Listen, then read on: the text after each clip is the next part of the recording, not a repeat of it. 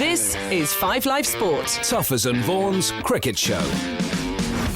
Evening, welcome along to 5 Live Sports, and starting with Tuffers and Vaughan this week. Jimmy Anderson made history last week by taking his 600th Test wicket, so tonight he'll join us to tell us all about it and his career, and what a career it has been, Michael Vaughan.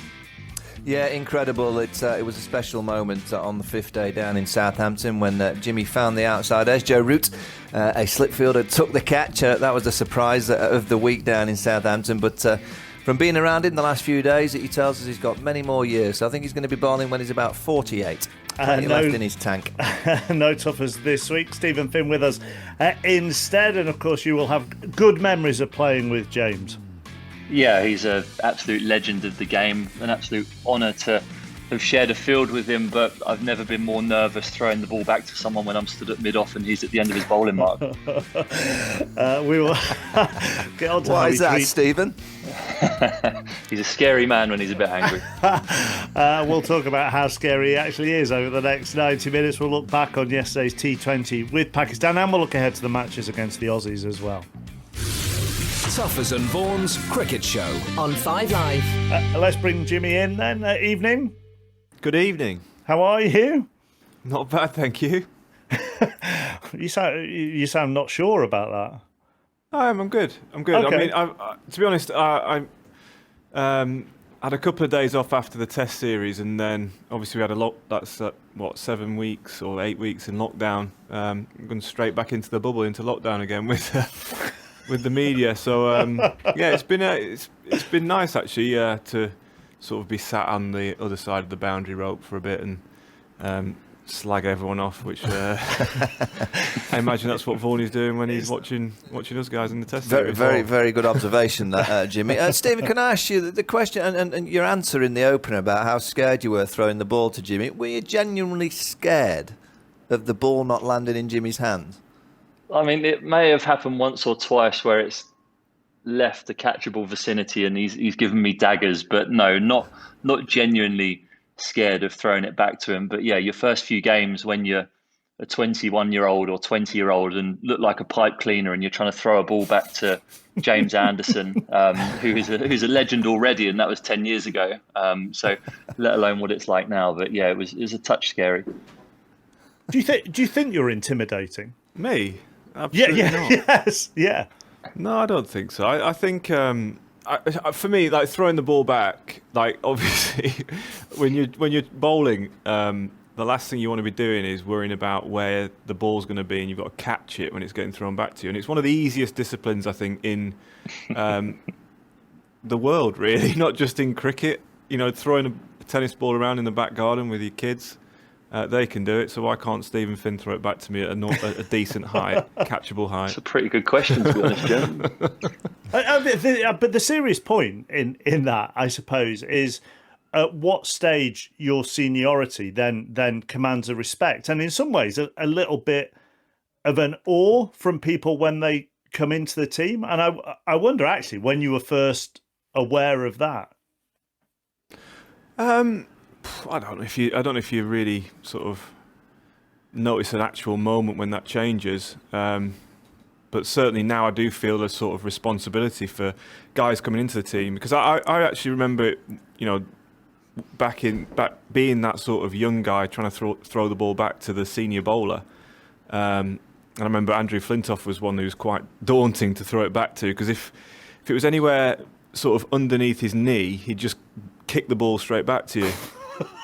So it was quite daunting, and so I actually try. I'm fairly conscious now of not sort of trying to put too much pressure on people, and also try and remember back to when I started and how there's a lot of pressure around playing cricket. So it's important that the senior guys in the team try and help those guys relax and feel comfortable and confident in the group. So that that extra pressure is just not needed, I don't think. In the heat of the moment, how hard is that to do sometimes? So, I mean, lots made of the drop catches at Southampton, of course. In the heat of the moment, are you thinking, well, player X has only been in the squad for 6 months or whatever, whereas when Stuart Broad does it, okay, well, maybe I can react slightly differently? Well, I certainly reacted differently to Brody because he's a good yeah. mate. But yeah, I'm yes, you are conscious definitely of whether it's the slip cordon or a fielder making a mistake. There have been occasions where I've still got a bit angry and maybe reacted in a poor way, but I try and be sort of quick to make amends for that, either apologise or say just a pat on the back or something, just to make sure they don't feel too bad about making a mistake, because obviously no one means to make a mistake. It's interesting though, Chappers, because it's probably the most simple skill of the game, throwing the ball to the bowler. If you're playing professional cricket, you should be able to throw a ball from mid-off to the bowler's hand. But I was exactly the same playing for Yorkshire as a kid. I used to be petrified standing at mid-on, mid-off to the likes of Peter Hartley, Mark Robinson, Darren Gough, because you just know the glare that you would get from a bowler. That ball is so important. It's got to stay with that shine on. You land it short of the bowler. For one, it looks very unprofessional, but there might be a chance that you might just get a scuff on it.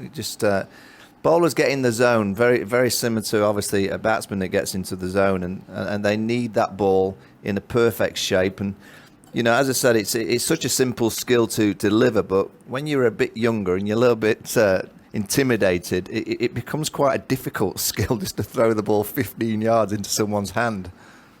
Because there will be people, Stephen, who will go, well, hang on a minute, you're now playing Test cricket, you're at the elite level, you're at the top of your game, therefore get on with it and don't worry about it. But it's not a pecking order, is it? But it is an understandable human nature to feel intimidated by a senior player, a senior colleague. Yeah, and I mean, I'm never saying that I was ever intimidated by Jimmy, because he's actually a big teddy bear inside, and when you're inside the dressing room, he is.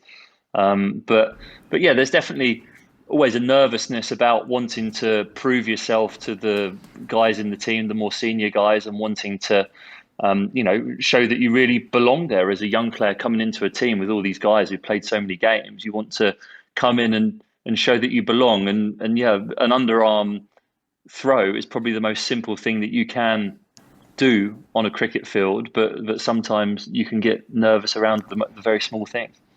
Can I just say, now we're on Zoom, we've finally worked out that we've got our phones and we all can see each other. Chappers, you've got a very trendy cap on, I say. I'd like to comment on your kind of appearance, your glasses last week. I haven't got a trendy. What is that? It's about a 8-year-old Chicago Bears cap. There you That's go. all. I knew it was something cool. But, I am the wrong side of 40, whereas obviously looking at James, who's still the other side of 40, he's chosen to wear his back to front. Yeah, he's just staying in with the crew, isn't he? He's still getting away with that at your age. Just about. Right. We got you on to talk about your achievement, and we've spent most of the time talking about underarm throws at the moment. Do you like talking about your achievement? Not especially. I think certainly the personal milestones aren't really a driving force for me in why I play the game or keep playing the game. I love winning games of cricket and sharing those moments with your teammates. Working hard for 5 days and then sort of sitting down together at the end of it and realising what you've achieved, looking back on what you've achieved in that 5 days. So for me, that's not the buzz that I get. Those milestones don't give me the same buzz as winning games of cricket. So I might feel differently when I've retired and when I'm your age, Chappers, and wearing my cap the right way round. But I might look back differently. But at the minute, I'm still driven by winning games of cricket. That's what I want to do. I want to perform well for England. And try and help us win games. Because you want to deflect the individual, still what is the individual nature of a team sport. I mean, it has more of an individual nature than any other team sport. Yeah, it does. But like I said, it's that the feeling you get when you win a game. That's why I play any sport really. From a young age, I played to win. So for me, if I get 5, 6, 7 wickets in a game where we lose, then I don't get anywhere near the same satisfaction of getting 1 or 2 wickets in a victory. So that for me is the drive, the driving force. I want to win games of cricket. And yeah, that, I mean, as I said, the personal milestones. When you finish and you look back and you sort of you can reflect fondly on them, I think. But right now, that's not. You know, I'm not going to carry on playing now for a number of however many years or months, thinking, right, I want to get this amount of wickets. It's about trying to improve this Test side and win games. And Jimmy, so 17 years as a Test player, it's astonishing. 17 years, I think, as a batsman in Test match cricket is remarkable. But to do it as a bowler and a seam bowler, quick bowler, swing bowler, skillful bowler, it's quite extraordinary. Has that mindset always been that way, that you just thought about, you know, the team, the winning, and that's what you're playing for? Has it changed over the years? I think it's changed, and I think it's hard when you're on the fringe of the team to think like that all the time, because there are occasions, because like Chap has said, it is quite an individual sort of team sport. There are times where you're thinking about your position in the side, whether your form's good enough. Have you done enough to stay in the side for the next game? There are periods in your career where you think like that. But I'm, fortunate now. Certainly, where the last 10 years, all I've been driven by is the team winning, and we're fortunate enough to have won in Australia, won in India, got to number one in the world, and they're again great achievements, but something that I want to try and achieve again with this Test side. But also, so your development from 17 years ago, Mark Vermeulen being that first wicket, it was a good ball, by the way. It was a Jaffa, from what I saw the other day on the screen. Dodgy hairdo, but it was a beautiful delivery. Your mindset must change, because you are that whippersnapper to start with, and you bowl them big booming outswingers, charging, actions change, your mindset changes. And in the last 10 years, as you say, you've become so consistent because your skill levels have changed. But how do you get to that? How do you get to be that consistent performer over a period of time? Well, that's a tough one to answer, really, because certainly in that first initial period, you're maybe more concerned with the balance of team to individual performance is slightly tilted in favour of the individual performance to try and keep your place in the side, etc. But I think, it's just knowing your game and becoming consistent is hard work. It's playing a lot. It's trying to learn all the time. Listen to other people, listen to coaches, players that you play with and against, and just trying to improve yourself constantly. And I think that's what I think in the international cricket. You look at our one-day side at the minute.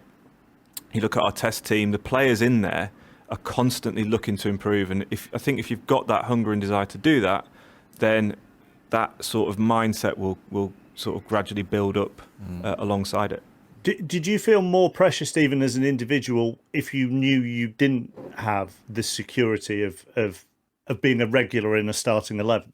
Yeah, you definitely have that one eye over your shoulder feeling, I think, when you're in the team. And I think that even one bad innings can highlight that, and that sense of, not fear, but like that sense of someone breathing down your neck, I think, is always there. And it doesn't take much to trigger that, I don't think, when you're a bit in and out of the team, as I spent a lot of my Test career sort of on the fringes and then in for a bit and out for a bit.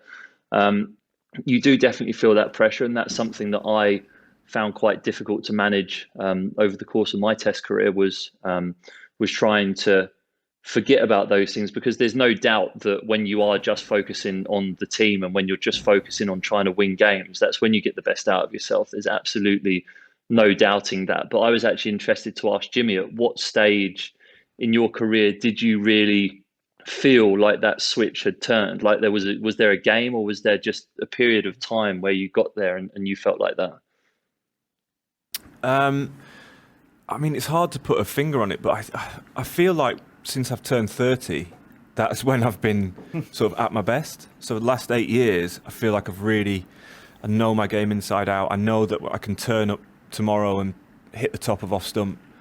And I think, and got the skills to do that on any surface as well, with the swing or variations and things like that. So it did take a while, and I think you need a bit of luck along the way as well, because I was in and out of the side in my early career, and then you need a coach to show faith in you, or just a couple of good performances back to back that just sets you off on a run, and if you can stay fit and keep your sort of self in the team, then I think that's what you need to then build up that confidence of knowing exactly what you're doing. And I think, Finney, potentially with you're in and out of the side and never really got, whether it was injury or selection, never got the chance to just have that slightly longer run in the team to then build up that confidence and become a regular in the side. Finney, can I ask you a question? Jimmy did mention, and who knows, you might get back in. You never know what happens in cricket. But when you were in the side and you had a run in the side, you obviously had this mindset that you felt quite settled, would I say? Were you ever ultimately settled in that England side where you felt, I'm here for a couple of years? I think in my first year of Test cricket, ironically, I felt really settled because I think I came in and I took wickets straight away. And I'd never really in my career been dropped up to that stage, so I didn't really know what it felt like. So I sort of played 11 Test matches over the course of a year or so in a row. And I think that was my longest stretch actually in the team, my first 11 Test matches. And I felt really settled in there. And then you get dropped, and it's, when you get dropped and you get told to go and work on stuff, sometimes you focus on the wrong things. And I sort of had a couple of year period where I then started looking and searching for things that I needed to do better, that then took me away from the things that made me good. And then the second period where I felt really settled was probably, or not settled, I felt as though I was set up to have a long stint in the team, was after the Ashes in 2015 and going away to South Africa in 2015-16 is probably the two times that I've bowled the best for England and the two times I felt settled. And that's when my best performances came, when you do feel settled. Whereas the other times when you're a bit in and out, you're busting a gut so hard to try and prove that you should be in the team. And you have the right intentions because you're trying really hard. But sometimes when you try and force something, or almost always when you try and force something, it doesn't quite work out quite as well. And the working on things is really interesting as well, because Jimmy, we've done programs together where you would talk about what you're working on at the moment or what you're looking to try and what you're looking to improve. But you're not being told to go away and work on something. That's your initiative. Whereas Stephen's kind of alluding to, they've told me to go and work on something, so I'm obviously doing something wrong. And it's a very fine line, that, isn't it? Yeah, absolutely. But I think that again is for me now, or certainly in the last 8 to 10 years, I feel confident enough in my own game to be able to work on it and be able to tinker with technique and my action. Whereas when I first came into the side, I was told to change, to do things differently because I was going to get injured or wanted to bowl quicker. And that had a detrimental effect on my performances. And I was thinking about those things going into games. And it is a really fine balance of yes, you want to make sure your technique's in really good working order, tinker with it if you have the time. But also, if you go into a game, which I did, and I'm sure Stephen did, thinking about your action, thinking about what your arms and legs are doing rather than where the ball's going and how you're going to get the batsman out, that's a really bad place to be. So at 30, when it changed for you, did it change physically or mentally or both? Physically, in what way? The sort of technique. Well, when you talk about technique, and you were confident you would always hit the top of off, and so on and so forth, is that a physical thing or is that a mental thing, or maybe it's both? I don't know. Yeah, I think it's so. A lot of it. I feel like a lot of because the bowling action is so unusual. A lot of it is muscle memory. So getting your body used to doing the same thing over and over again, and I think I just got to a point where, like I said, I know I can go out tomorrow and hit the top of off stump, and that is my body just sort of doing that, rather than me thinking too much about it. So yeah, I've forgotten your initial question, chappers, but a mental or a physical thing at the age of 30, or both. It sounds like both, really. But so the mental side of it is sort of a confidence thing as well. Is if you turn up knowing that you can hit the top of off stump, that makes a massive difference, because then you can go into a game. Like I generally, first half of my career, I'd come come to the game in the morning of a test match, I'd bowl in the middle for 15 minutes to half an hour until I bowled, 6 good balls that I'm happy with. And that's sort of just trying to find that confidence. Once I've got that confidence, I turn up in the morning and I don't bowl any balls at all. I save them all for the match because I know that that first ball of a test match is going to hit the top of off stump. And I think that is that's the sort of difference, the sort of switch we're talking about. Just on Michael, just from a leadership point of view, the difference in making sure someone is on their toes enough to know that there is competition for places, but at the same time making sure they're relaxed enough to know that one performance doesn't mean they're in or out of a team. Yeah, I mean, I think it's very difficult to get that balance as a captain, because ultimately you want the players in your team to feel very confident that they're going to be playing the next game and the week after. You want to try and build a culture of trust that, if you do get selected in the side, it's not just going to be for 1 or 2 games, it's going to be for a long run in the side. But I'd be lying if as a leader, I didn't want competition to think that players in the side couldn't just think that they were comfortable for week after week. You only have to look at this England setup now, that I think the test team, and it's the first time I've watched the test team really the last few months where I've felt there's competition for every single place. I think if you have 2 or 3 bad games, and I don't care who you are, it could be Jimmy, it could be Stuart, I think they'll both admit that they're going to be looking over the shoulder because they've got Jofra Archer, Mark Wood, Ollie Robinson coming through, Sam Curran. There's so much quality and depth, and the same with the batting department. There's so much quality in the kind of the young players that are coming through.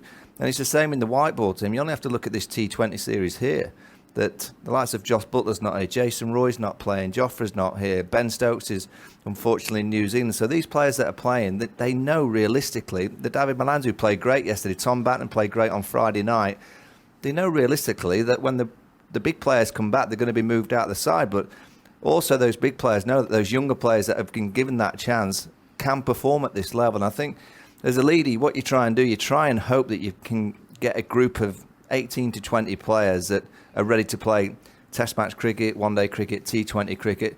And I think England over the last 9 months in Test cricket are probably getting a group of 18 to 20 players that all could play Test match cricket. Back in my time, realistically, did we have that amount? I don't think we did. Did we work as hard as they do now to make sure that those players get the chances and opportunities so they've got experience if that opportunity arises?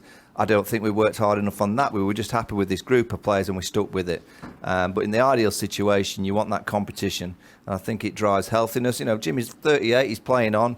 And the reason why that he probably gets up every morning, he says he wants to win, but ultimately he wants to carry on playing because, a Mark Wood might step in or a Jofra might step in or someone else. And I think it's so important that you get that as a group, that you get these competitions, and particularly senior players. I've always felt and I knew it towards the end of my career, I needed prodding. I needed personally prodding because I felt too comfortable the last couple of years that I played. And my performance level dipped for injury, mind, many reasons. But I do believe that the longer you play, it is very healthy as an individual player that you have people prodding you for your place in the team. I think if you want to stay at the top level at any, not even sport necessarily, but anything that you do, you have to want to keep improving. You want to keep getting better and bettering yourself. And I think certainly Michael spoke about me and Stuart there. If we didn't have the strength in depth in our bowling attack, that might not, there could be a chance that we would just sort of settle for being, or for the bowlers we are, for example, or not keep improving, if that makes sense. Mm-hmm. I think we potentially would, because that's just the nature of us as humans. But there is a possibility that without the strength in depth, without the competition for places, you do lose that sort of intensity in your training and your practice. But if you're a younger bowler, Stephen, and left out, and it is a rotation reason, then those explanations need to be made clear to you. Otherwise, you'll go off and worry, won't you? Yeah, and I think that generally the communication amongst the England team would be very good, and I think that people would know where they stand. And as the guys are saying, I think competition in every regard is good, because I remember when it was Jimmy and Stuart who were the two main bowlers, and you had myself, Tim Bresnan, Chris Tremlett, Graham Onions, all fighting for one spot in the team. You knew that when you go back to Middlesex and you play, you have to perform, otherwise you're not going to be in the next Test match squad or the next tour. And that competition is definitely healthy, and as long as the communication is there, again, which it was, and not trying to get you to change, but to encourage you to keep building on the things that you're good at, and you go away and you keep improving those things and come back a better bowler, then competition is definitely good. Finney, can I ask you, do you know, so you get dropped out of a side. Do you as a player then go and try and prove yourself right or wrong, or are you trying to kind of appease a coach or a selector? They've told you that you should do X and Y, and you kind of go back to Middlesex and you think, right, I better do that because they've told me to do that, even though in the back of your mind you're thinking, actually, that doesn't work for me. Yeah, I think there's only one period in my career where I can think that I felt like that personally, and it was when I got dropped in Australia in 2010-11, because I was going at 4 and over, which wasn't what the team's game plan was. And in hindsight, rightly so, I didn't agree with it at the time because I was 21 and wanted to play in the Ashes. But in hindsight, it was the right thing. But in that period, I was a bit of a tearaway. I'd take wickets, but I would go for runs. But generally, I would take wickets, and my average was pretty good. But as a result of that being dropped, I felt as though I had to go back and try and be the sort of guy who could hit the top of off stump more than everyone else in order to get back in the team. And that's when maybe I lost a little bit of my attacking intent, which was the thing that sort of defined me in that first little period of my career. And always looking to take wickets. I probably looked a little bit away from that myself, and that was my own doing because I went away and I said to myself that I need to go at 3 and over to get back in this England team. How am I going to do that? And it's that constantly trying to improve, and at the time I saw that as me trying to improve and get better as a cricketer. How much coaching do you think you need when you are a Test match cricketer? Again, I think you need people to keep an eye on it, and Jim's obviously been in that environment for 17 years, so would be better qualified than me to say for it. But I think for a good bowling coach or a good coach will keep an eye to make sure that you're going in the right direction technically, so that then that allows the player to go out there and completely focus on what is coming out of your hand. Again, as Jimmy said earlier, if you're there worrying about where your arms and legs are going, your chances of hitting a length and hitting the top of off stump infinitely decrease.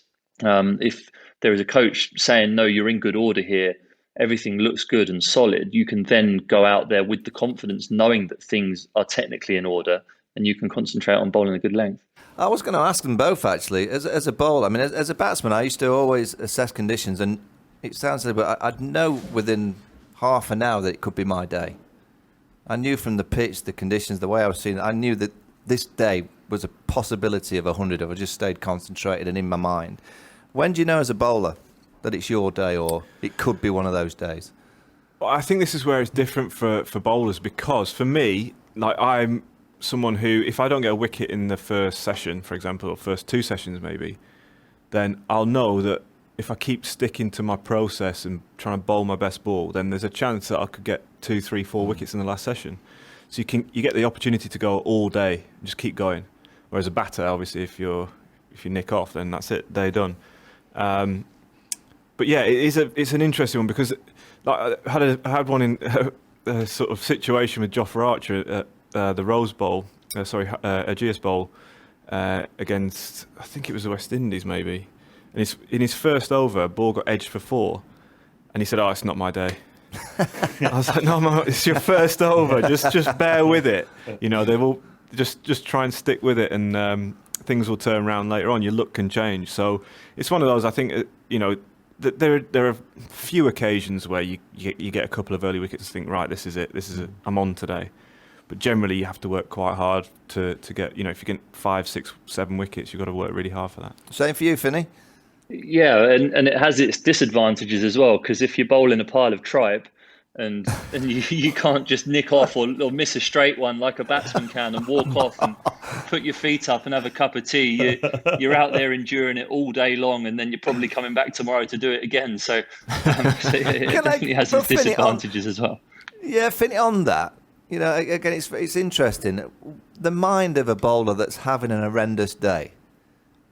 What is that? You mention it, you know, I snick off in the first over. It's actually not bad on the odd occasion. You sit on that balcony, talk a load of tribe, have a few cups of tea. By an hour after, you're thinking, well, I've just put my feet up for a few hours.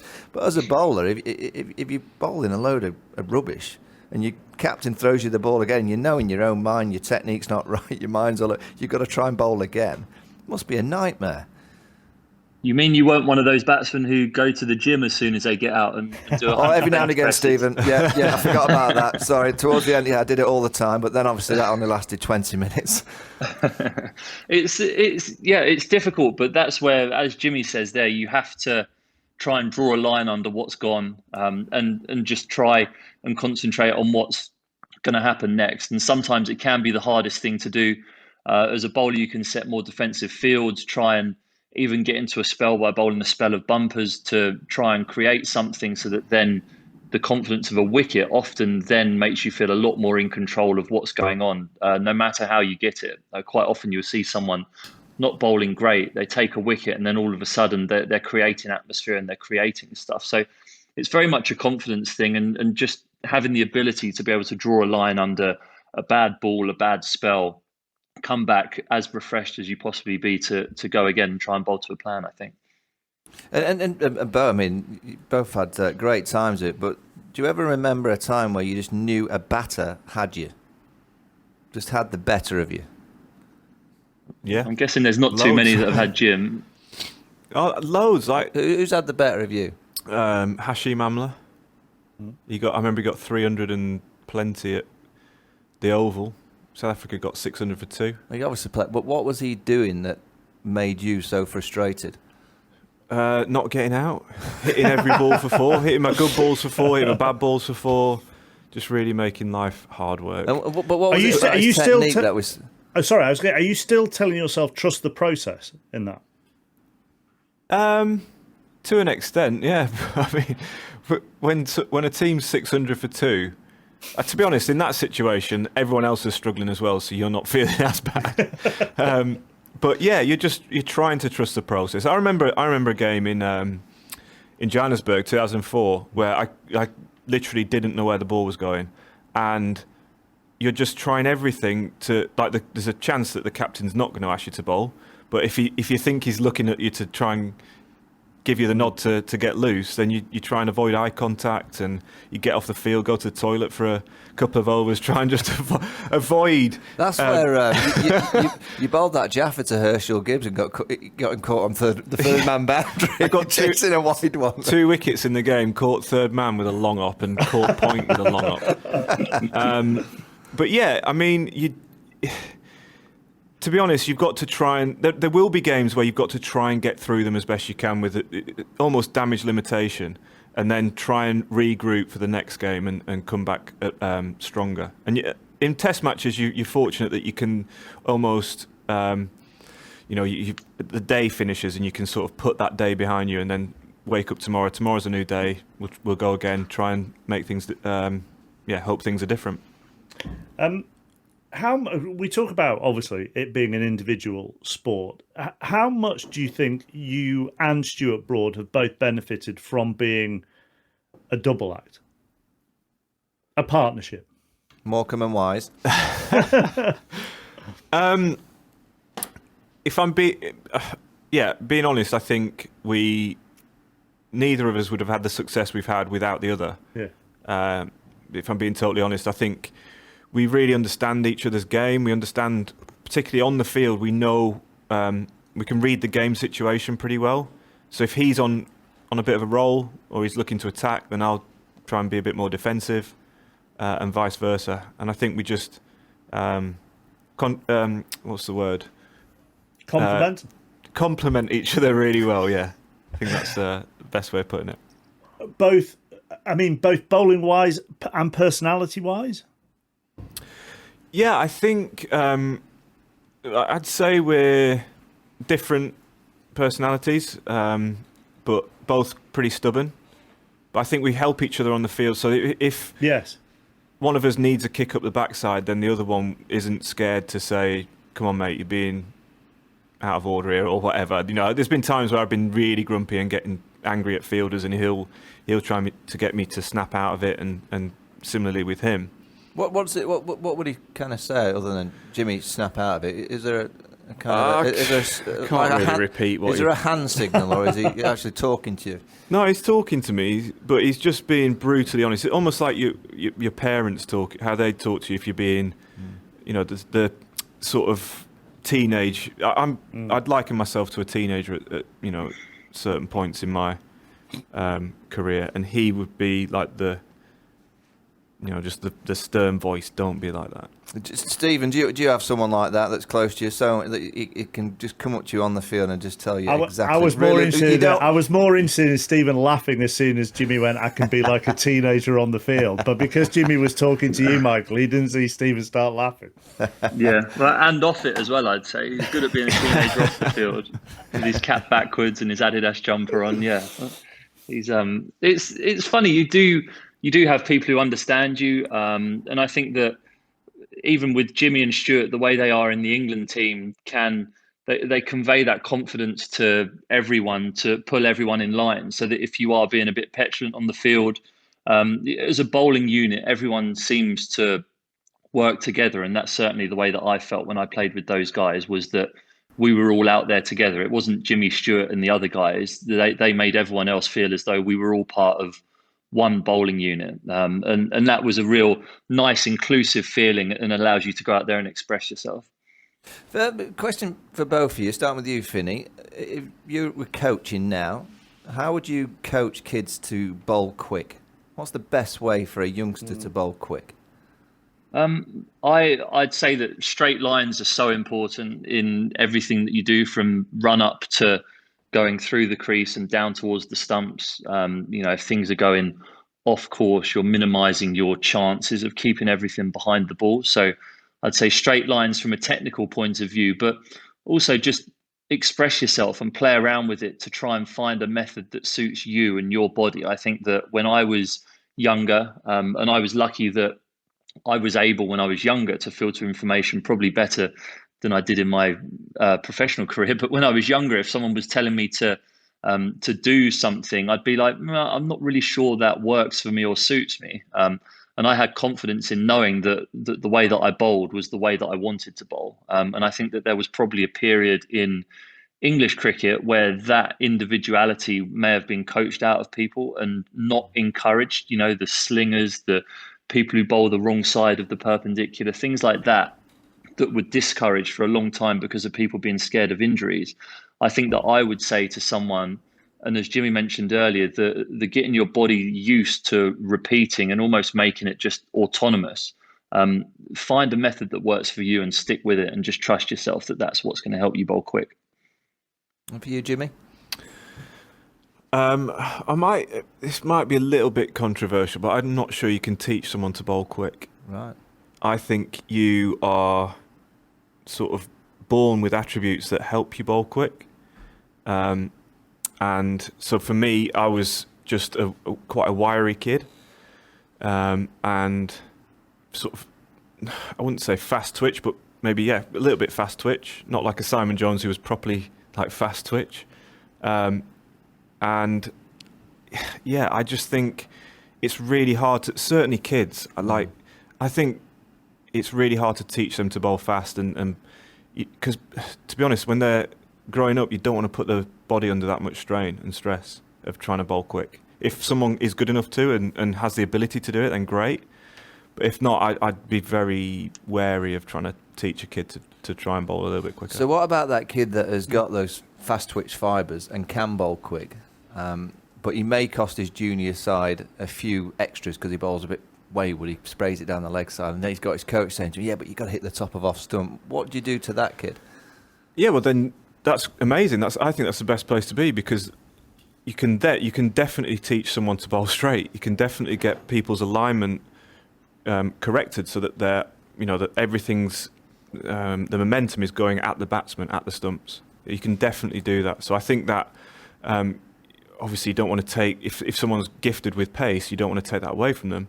But I definitely think it's a lot easier to coach bowling the top of off stump than it is to actually coach someone to bowl quicker. And when do you, again, both, Steve, you answer this first. When do you bring in the skills? So you've got a young bowler that can bowl quickish and he can swing a ball, but when do you bring in, swinging it both ways, bowling the wobble seam, all these back of the hand deliveries that we see in T20 cricket? When do you add those kind of extra skills to a young bowler? I suppose it depends at what stage of their development they are, but if you've got them bowling straight, that's a good place to start. And then if you can work around that, and I think it's about like drip feeding things in and not confusing someone with too many things at once. It's almost like setting a period of time to work on reverse swing, and that's what you're going to work on. And then set a period of time to work on your slower balls, and then you nail those and you move on to the next thing. So rather than trying to jumble the brain and teach too many things at once, so it sort of break it down into small, more simple steps to sort of add a skill to the armory, then move on to the next skill, then the next one, I'd say. To try and put it into context, I learnt to swing the ball at 18. When I was confident to bowl the outswinger, it took me a good few months.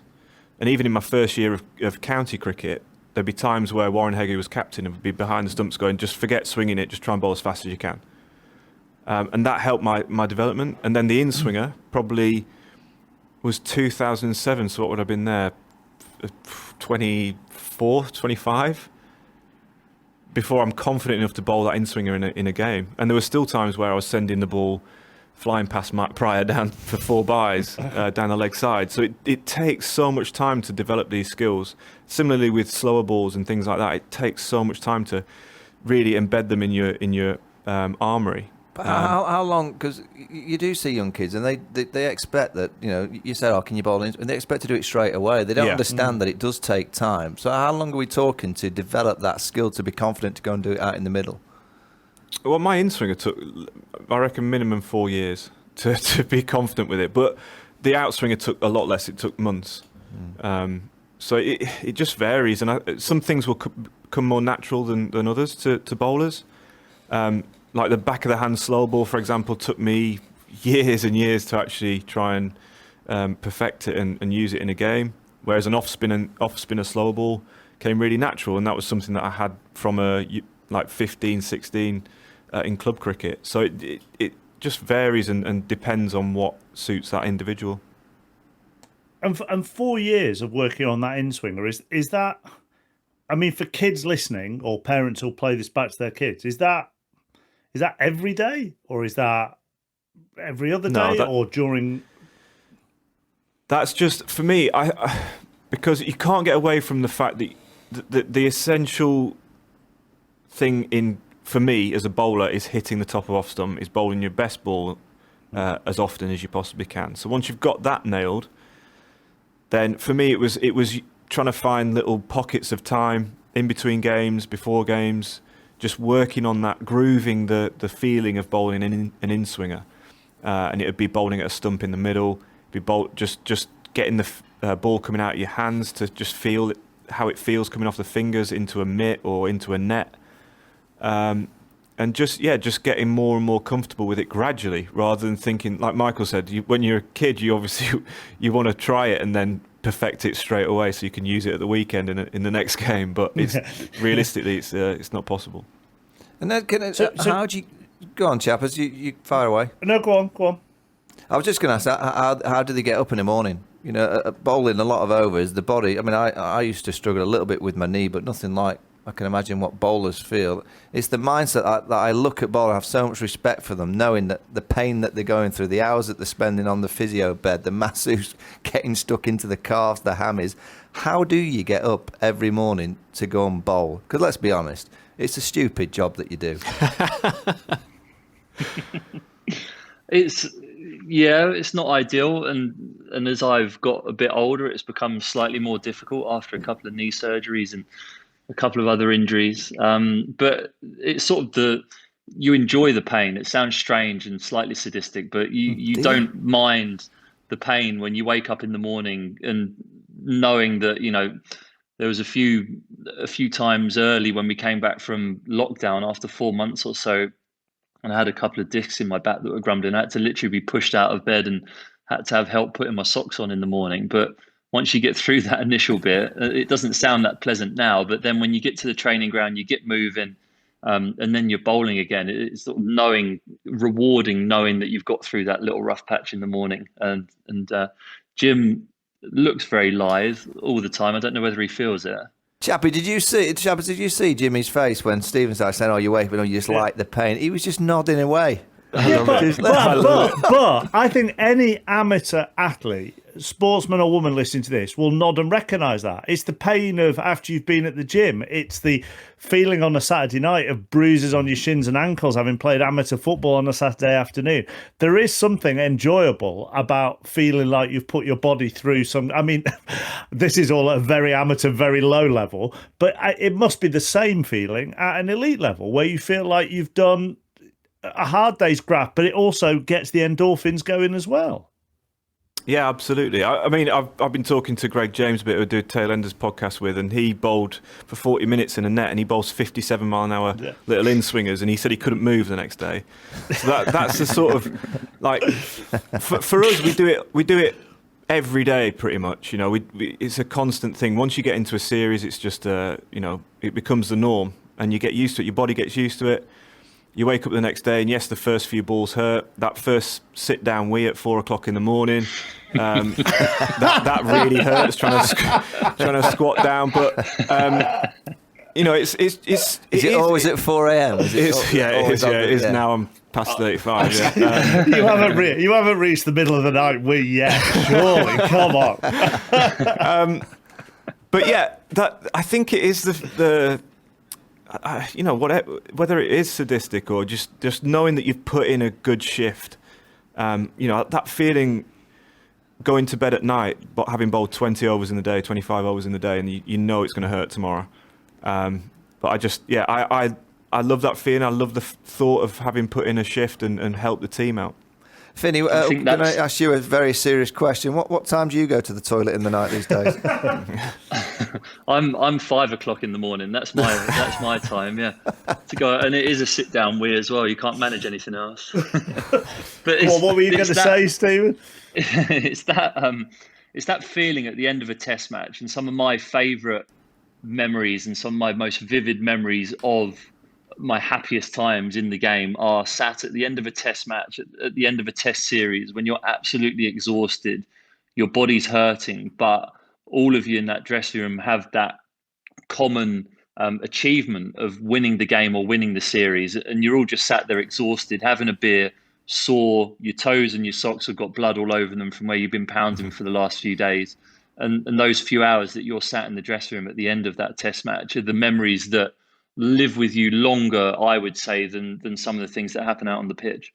I mean, a lot, joking aside, although I do know, for all the technique and insight and coaching tips that we've had from tonight, if anybody writes this up, I do know Jimmy going for a middle of the night wee is going to be the line that gets taken from it. Yeah. But on the rightfully so, chappers, by the way. Rightfully so. And but on the serious point of age and what you put your body through and so on and so forth, what do you think, Jimmy, could stop you going on for another however long? I mean, I know you're not putting any limit on it, but when you feel as good as you do, when you're bowling as well as you do, when you know what you're doing with the ball, where you're putting it, etc., etc., etc., what can stop you? Well, I think certainly the older you get, the more muscle injuries are a big issue.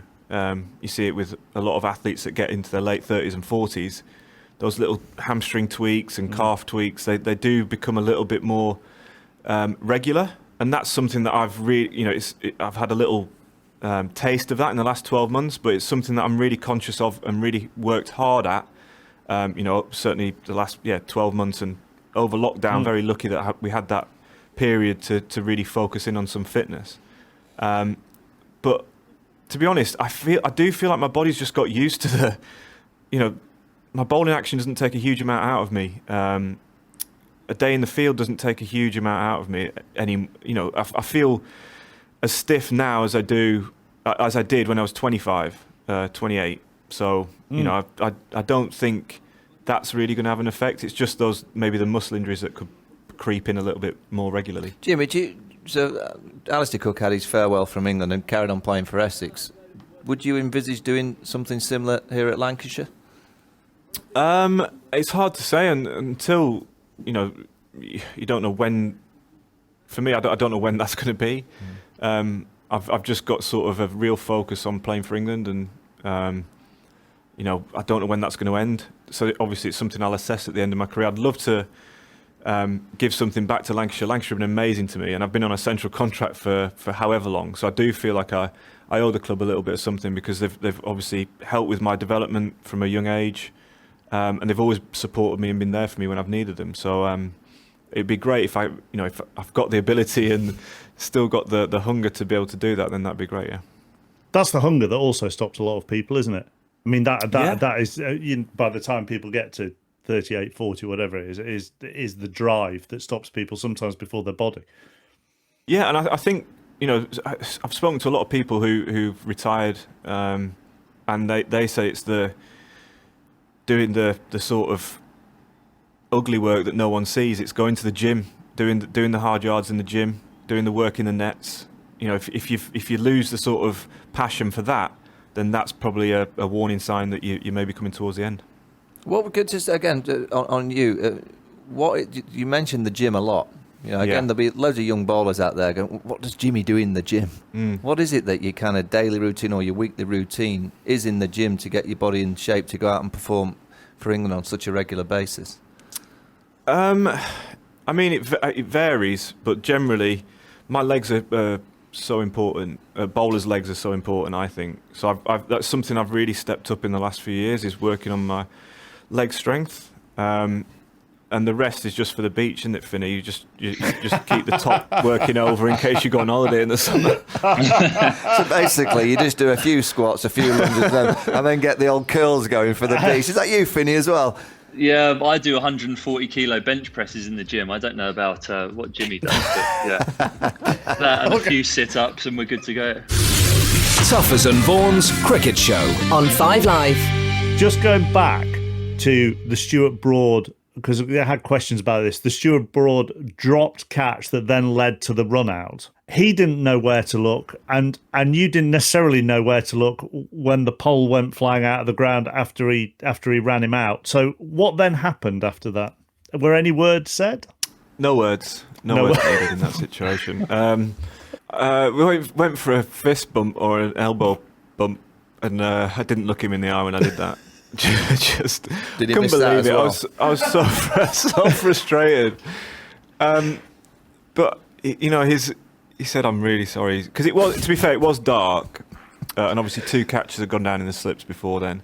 And he said it came out of the electronic advertising board that's around the boundary. Right. He said he lost it in that, which is the old excuse. But it actually hit him. It hit him halfway up his forearm. That's how close he got to the catch. And then the funniest thing, that I don't know if you've seen the footage of Joss Butler just after. He sort of immediately, his glove goes to cover his face, and then as they're walking over to Stuart to celebrate, he's sort of looking round out the corner of his eye for anyone else to start laughing with. But they were saying that when he just went to throw the ball in anger, and he wasn't even aiming at the stumps. He was aiming at the groundsman's hut mid wicket. And somehow this ball's flown over the batsman and hit middle stump out of the ground. It was just, frustrating for me, to say the least. And I think that showed in my reaction to it. Finny, were you watching that passage of play on the telly or listening to it when those 3 drop catches went down in 10 balls? I actually didn't. I was off out. I was washing my hair, I think, or something. I didn't watch it, but when Chappers asked the question and mentioned Broad and what do you say, you just burst out laughing on the Zoom. I could see your face. It's because I could just imagine what was going through Jimmy's head, and then had that ball gone for 4 overthrows as well, I'd be horrified to think what he might say. Did you go to bed that night thinking you could be stuck on 599, or did you? Yeah. Did you sleep? But all I right? thought I'd. So basically, the night before the last day, there was some sort of storm that was coming through Southampton, and it was just the end of the world. The whole ground was a lake.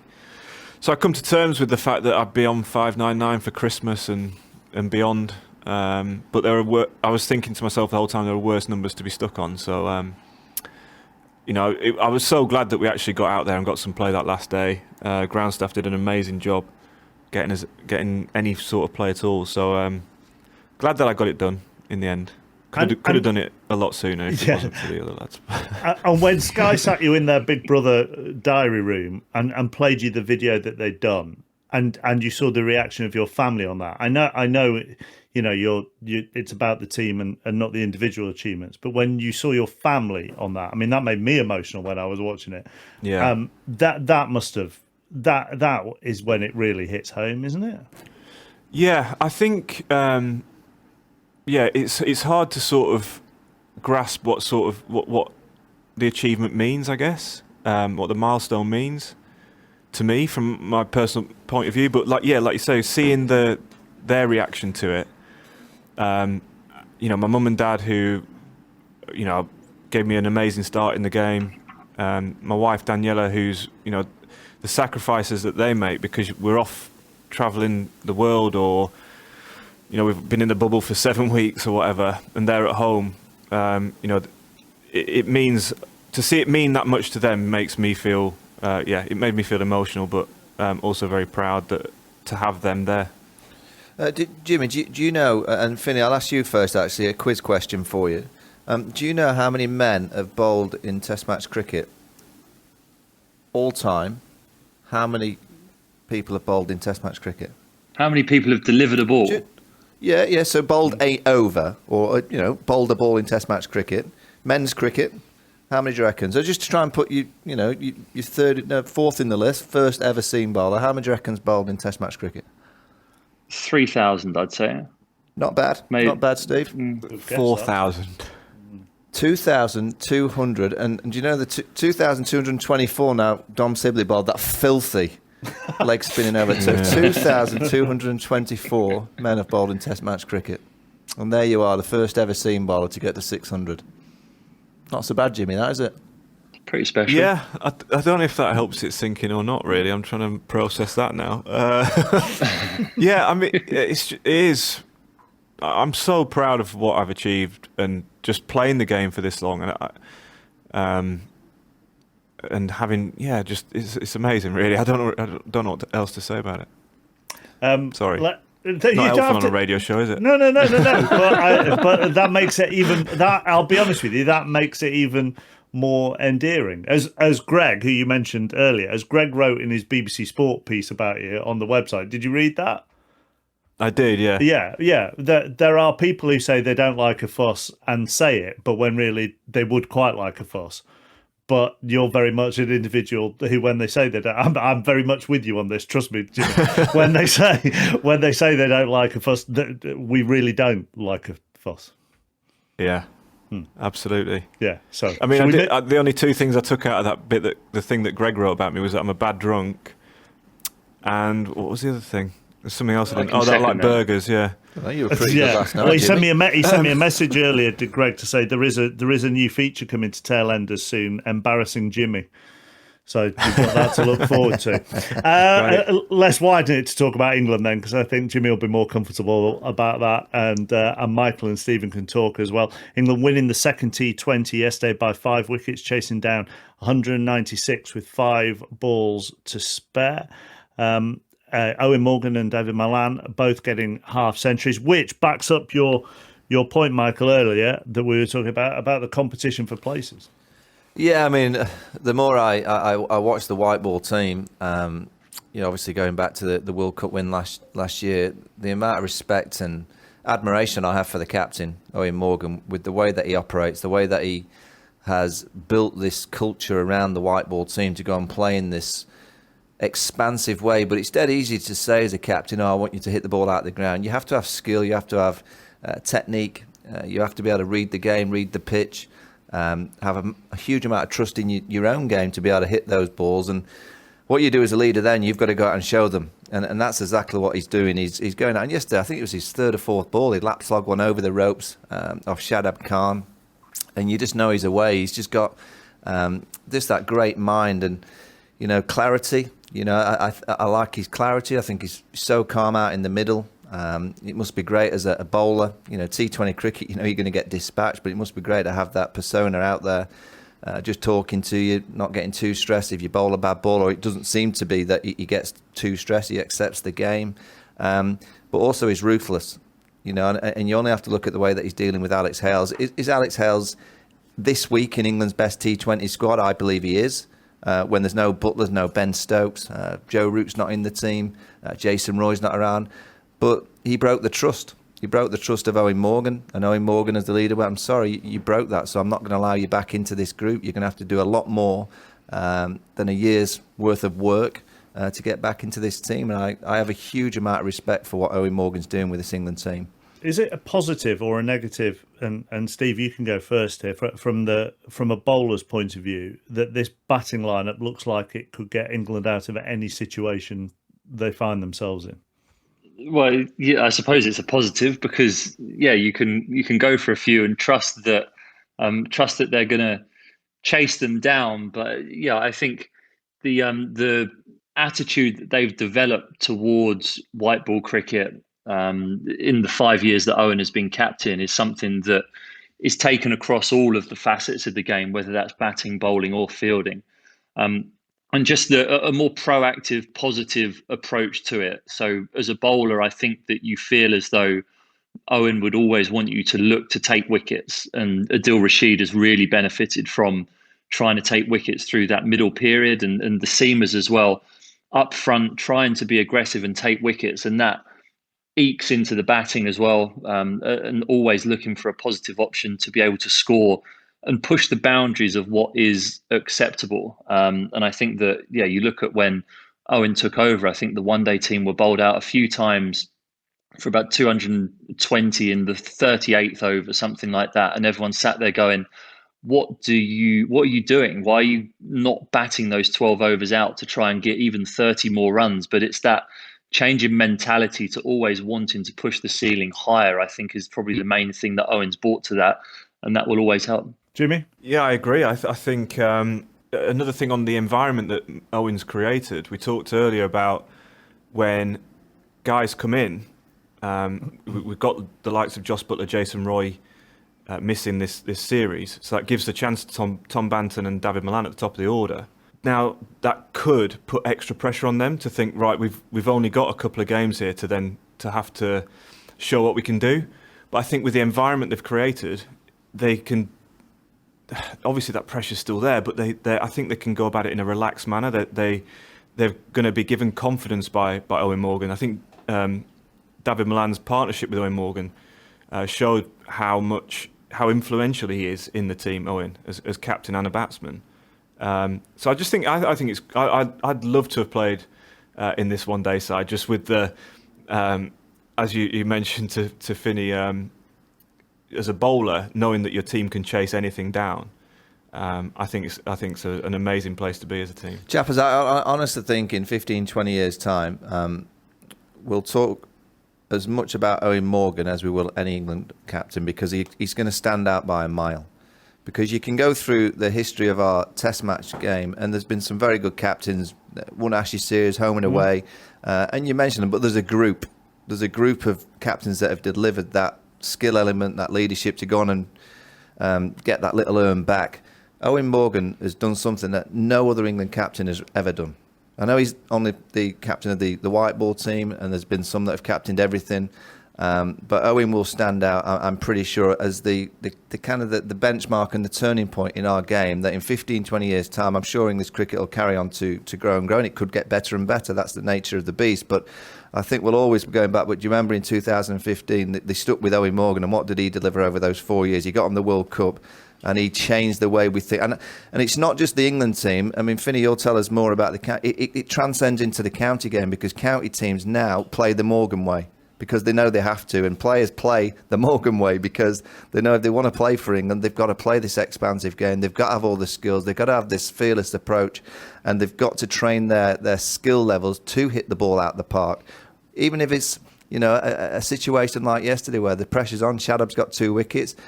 The skipper was slightly fortunate with an LBW, but it doesn't worry him. He thinks, right, it's in my zone, out of the park. See you later. Momentum back into the England favour. So I don't think he probably doesn't realise himself. Like Jimmy now, he has no idea of what he's just achieved. He's just downplayed it. It'll be in 10 years' time that Jimmy really realises what he's achieved. And I think Owen Morgan's probably sitting back as a captain. He doesn't realise at this stage the impact he's having on English cricket. I think it's absolutely massive. Be Jimmy and Morgan in 2 or 3 years' time, not Tuffers and Vaughan. There you go. That's no question. Don't worry about that. I'll be old by then. I'll have my cap on back to front. I mean, has Owen Morgan, Stephen, in all the time that you've known him, has he changed or has he always been the same? No, he's always been very calm. I mean, I grew up with Owen since I was 15, 16 years old, playing for Middlesex, travelling around. He was my driver for a couple of years in the second team when we were kids. He'd drive me around playing all sorts of music. His music taste might have got better in the last 15 years. His dress sense certainly hasn't. But no, he's always been that unflappable character and the person who, even when we were starting out, he would be the go-to man in a run chase for Middlesex. He would be the go-to person when you needed a calm head to talk about something on the pitch. He would be the person that you'd go to, and that has transferred naturally into his leadership ability. And then as he's grown more and more into that role, the confidence that comes with making big decisions, big calls, and the correct ones, and trusting that process. You've always seen that the characteristics in him are there to be an amazing leader, and he's just proven that. If everyone's available, Michael, I won't ask Jimmy this. Your first choice top 6 for England in a T20. Why are you not asking Jimmy? Well, Jimmy might be able to getting away with it. I'll have a go if you want. Yeah, go on then. Jimmy, you go first. If you fancy it, I've got my 6. Go on then, if you've got them in your head. I go Roy Bairstow. I like Joe Root in T20 cricket because I just think you need that player that can play just around all the firecrackers. You look at England when they got to the final in India. The next T20 World Cup is in India. Joe Root's a brilliant player of spin. He was a mainstay of that batting of why they got to the final. Also bowls a bit of filthy off spin that can be quite handy in T20 cricket. And then you go Morgan, Stokes, Butler, but Butler's a floater. Morgan's a floater, just depending on the situation. I think by having Jos Buttler at the top of the order, I think England have got enough players at the top that can do damage. Roy and Bairstow, an incredible opening partnership in 50 over cricket. I'd use that. And if they get through to the 6th over, you may go for a kind of swap in the order, but that'd be my 6. I'd bring Joe Root certainly into number 3, and then it'd be Morgan, Stokes, Butler. Not the same combination every game, and Roy and Bairstow at the top. Okay, Jimmy? I'd go Butler, Roy opening. I just think with Jos, I'd say he's England's best T20 player. And you want your best player facing the most amount of balls, and that's the best chance he's got of doing that. So I'd go Butler, Roy, Bairstow at 3, Morgan at 4, Stokes 5, Moeen Ali 6. I just think there you've got bases covered. You've got right left-handers. You've got so much power in there, like destructiveness all the way down through that top 6. You could add other players in there. We've got David Malan, right, who's number 6 in the world in T20 cricket at the minute. So he's going to... But you look on paper, how does he get into that best 11? So you don't have Malan, you don't have Banton, you don't have Root? I don't at the minute. Not for the next World Cup, no. Finney, who are you going for? I was going to say, Stephen's sat back with this, scratching his hair, thinking we aren't going to ask him. So come on. I know, ready to tear all my hair out. All the I can help you out if that happens, Steve. I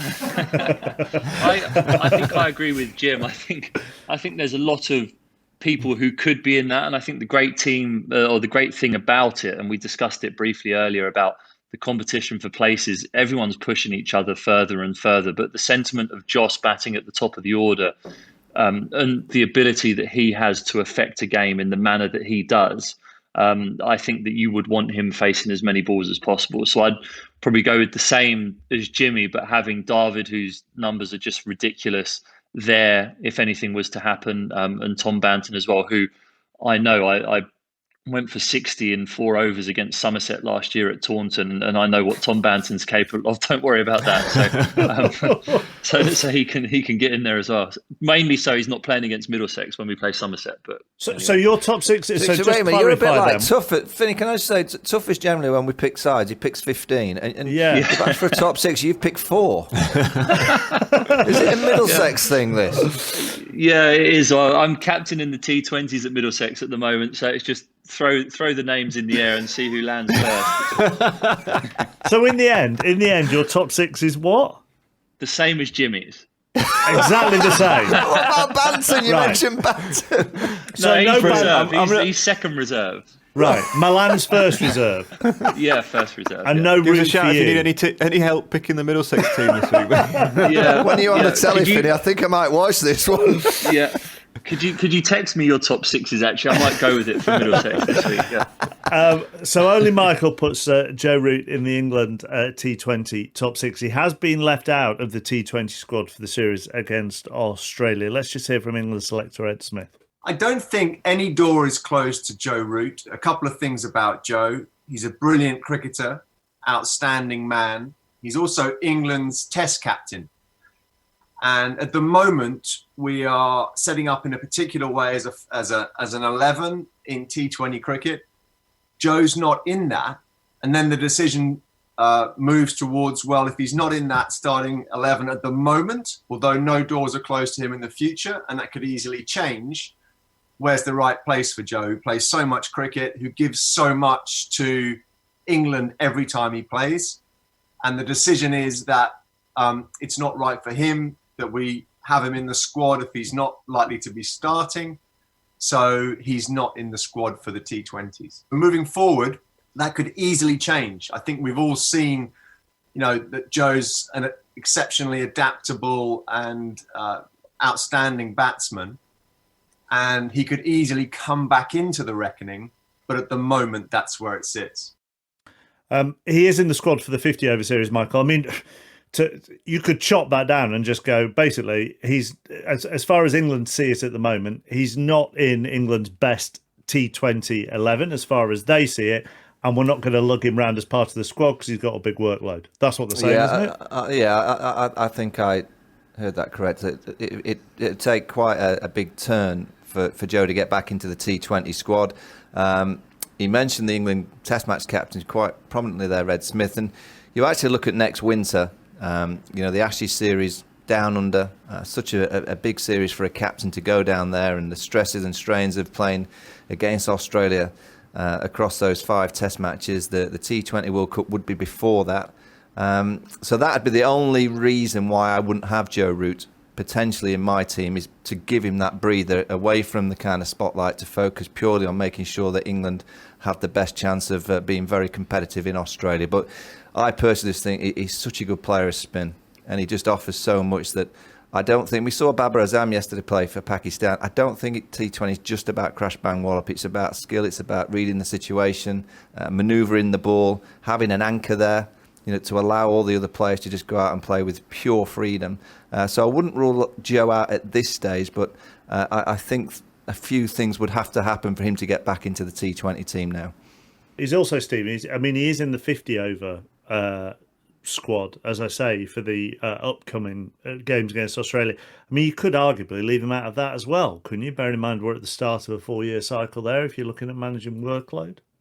Oh, well, I don't know. He's still your best number 3 in the one-day format. There's no doubt about that. And yes, I think it's important that people get a go to prove themselves. And we saw that with the Island series. People were given an opportunity to show what they can do, and that's right. But I think a marquee series against Australia, which is a real opportunity to, again, test where you're at the beginning of a 4-year cycle before a World Cup. You want your best team playing. And I think that that's the way that the selectors have gone with that team. And Joe Root's most definitely in that best one-day team. Obviously, no fans in for the T20s against Australia or the one-dayers. Who does that benefit? Does that benefit the Australians, Jimmy? Does it not really matter? I don't think it matters too much. It'd probably benefit us in Australia if there were no fans there. But here, I don't think it matters too much, to be honest. I think, we've seen over the course of the summer so far, the standard of cricket's been really good, I think. The players have turned up and performed really well. We'd have loved some crowd here, but it's just not meant to be at this moment in time. I can't see it having a bearing on either side, really, the crowd factor.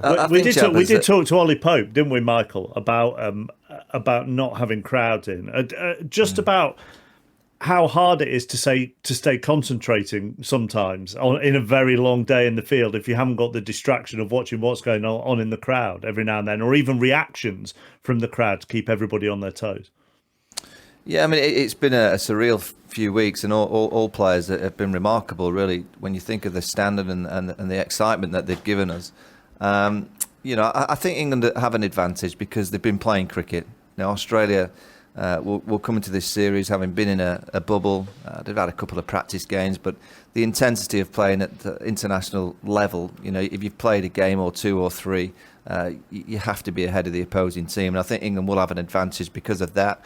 The Aussies might have, used the 3 T20s to kind of get themselves going, and by the 50-over series, they might start to find more of a groove. But I get that, like yesterday, the game, the standard was incredible, and you can only imagine if there had been a full house, the excitement. Owen Morgan climbing into those deliveries and smacking it all over the park, Shadab getting those 2 wickets. The levels that the players have delivered throughout this summer has been fantastic, and we've all been saying pretty much every day, what a shame there's not a crowd in to watch this, and the affection the players would have had. Yeah, but you do feed off a crowd, don't you? I mean, even in Test matches, you feed off a crowd. So to actually keep the standard up that everybody has done, Jimmy, without having supporters to feed off, that is admirable. Absolutely, yeah, I think so. I've struggled, to be honest. I've really struggled at times not having the crowd there, whether it's... I don't really know why I prefer a crowd, but I just... Whether it's the atmosphere, song, don't you? Whether it's the atmosphere or... you're just trying to show off in front of people. I don't know what it is, because it feels like you're not sure if anyone's actually watching out there. The cameras are there and the radio's there, but you just don't know if people are listening and watching. It's a bit odd. When you've got a full crowd, you're actually, at least there's a few people going to watch the day's play. There was a few, wasn't there? Worked in the. I think there were a few cameramen and tech people. They were singing your Jimmy, Jimmy, Jimmy song at Ageas. You gave them a little wave. Yeah. One afternoon when the rain was coming. A little bit of a wave to them, Finney. It was like, they're my fans. That is it for Toughers and Vaughan for this evening. Jimmy, thank you very much for coming on. Appreciate Pleasure. it. See you soon. Cheers, guys. Stephen, thank you. See you soon as well. Michael, too.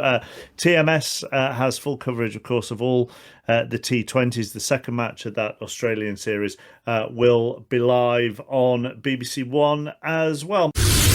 Toughers and Vaughan's Cricket Show on 5 Live.